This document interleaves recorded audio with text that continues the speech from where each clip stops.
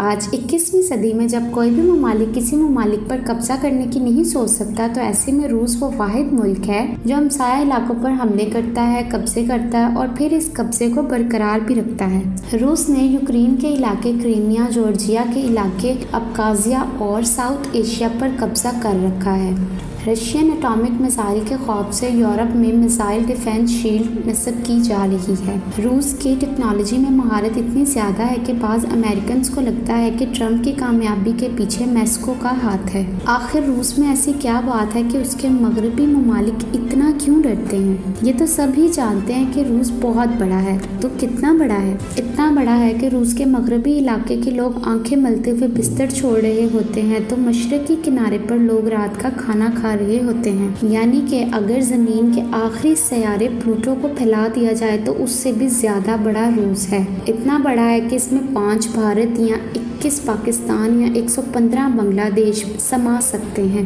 صرف رقبہ ہی نہیں بلکہ اس کی زمین میں دنیا کے 6 نمبر پر سب سے زیادہ تیل کے ذخائر بھی موجود ہیں۔ کیا آپ کو پتا ہے کہ یورپی ممالک نے نیٹو کو بنایا ہی روس سے بچاؤ کے لیے تھا؟ یعنی اگر روس کسی ممالک پر حملہ کرے تو امریکہ سمیت تمام نیٹو ممالک اس پر جوابی حملہ کریں گے۔ اور روس دنیا کی سب سے بڑی 12ویں طاقت ہے جس کی جی ڈی پی $1.527 بلین ہے۔ روس کے مقابلے امریکہ کا جی ڈی پی $19.391 بلین ہے۔ اصل میں روس دنیا کے بہترین ممالک میں آتا ہے سوائے امریکہ کے، کیونکہ اصل میں امریکہ کا دور دور تک کوئی مقابل نہیں ہے۔ روسی اسلحے کی مانگ دنیا بھر میں ہے، اس لیے بھارت اور چین جیسے بڑے ممالک بھی اسی اسلحے کے محتاج ہیں۔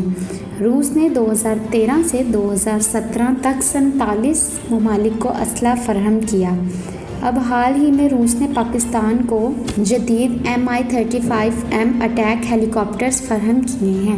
روس کو اتنے بڑے جغرافیے کی وجہ سے ہی ناقابل شکست سمجھا جاتا ہے۔ اس کی 2 بڑی وجوہات ہیں۔ نمبر 1 کہ روس کی جغرافیہ اتنا بڑا ہے اور موسم اتنا سرد ہے کہ کوئی بھی بیرونی طاقت روس پر قبضہ نہیں کر سکتی۔ اور نمبر 2 ڈیفنس کے ایکسپرٹس کہتے ہیں کہ روس پر قبضہ کرنے کے لیے 1,13,00,000 فوج چاہیے اور اسی وجہ سے جو بھی وہاں حملہ کرے گا اس کو روسی فوج سے زیادہ سرد موسم سے لڑنا پڑے گا۔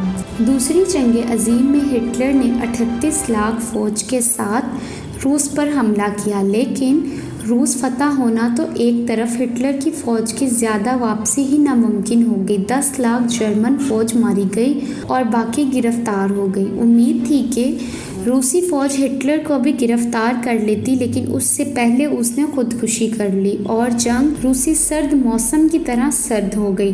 یعنی ہم یہ کہہ سکتے ہیں کہ دوسری جنگ عظیم کی ناکامی کی سب سے بڑی وجہ روس کا سرد موسم تھا۔ روس کے پاس 7,000 ایٹامک ہتھیار ہیں جبکہ امریکہ کے پاس 6,800، چین کے پاس 2,070، پاکستان کے پاس 140 اور بھارت کے پاس 130 ایٹامک بم محفوظ ہیں۔ روس کے جاہرانہ رویے کے باعث ان کو کافی مسائل کا سامنا بھی ہے۔ امریکہ اور یورپ نے سخت پابندیاں عائد کی ہیں جس کے تحت روس بہت سے عالمی تجارتی معاہدے نہیں کر سکتا۔ جواب میں روس نے بھی امریکن درآمدات پر پابندیاں لگا کر امریکن معیشت کو تھوڑا بہت نقصان پہنچایا ہے۔ روس کے مخالف جس میں امریکہ، یورپین یونین، یوکرین اور اسرائیل شامل ہیں، جیسا کہ حال ہی میں یوکرین اور روس کی آپس میں جنگ شروع ہو گئی ہے جس کے بعد روس نے اپنی پوری طاقت کے ساتھ یوکرین پر حملہ کر دیا ہے، لیکن اس کے جواب میں یوکرین کچھ بھی نہیں کر پا رہا کیونکہ یوکرین نیٹو ممالک کی لسٹ میں آتا ہے اور جو ممالک نیٹو ممالک کی لسٹ میں آتے ہیں وہ اپنے ایٹامک ہتھیار اسی وقت ضائع کر دیتے ہیں، اور اسی وجہ سے یوکرین جواب میں روس کو کچھ نہیں کہہ پا رہا کیونکہ وہ اپنی ساری ایٹامک طاقت ضائع کر چکا ہے اور روس دنیا کی دوسری بڑی طاقت بن چکا ہے۔ اور اس بات سے اب یہ اندازہ بھی لگایا جا رہا ہے کہ کہیں اب تیسری جنگ عظیم نہ شروع ہو جائے۔ تو دوستو، ان سب معلومات کا یہ نتیجہ نکلتا ہے کہ روس اپنے قدرتی وسائل اور جدید فوج کے باعث امریکہ کے بعد دنیا کا سب سے طاقتور ملک ہے۔